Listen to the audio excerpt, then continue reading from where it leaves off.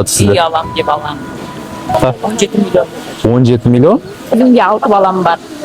Неше күндік просрочка бар сізде? Мысалы алаяққа алданған.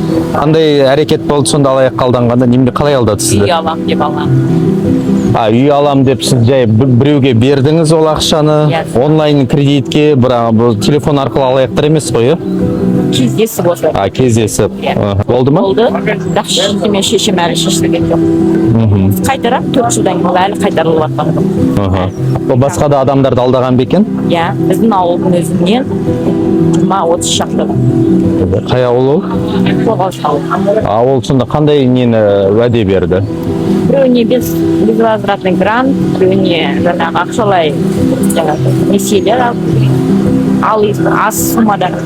Сіз оған қанша ақша бердіңіз сонда алаяққа? 17 миллион. 17 миллион?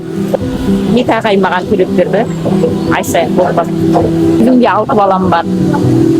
Көп баламен болғасын алданып қалдым. Қарызсыз қоғам негізгі мақсаты сол, 40%-ін алып, я сол нәрсені түсіндіріп жүрмін.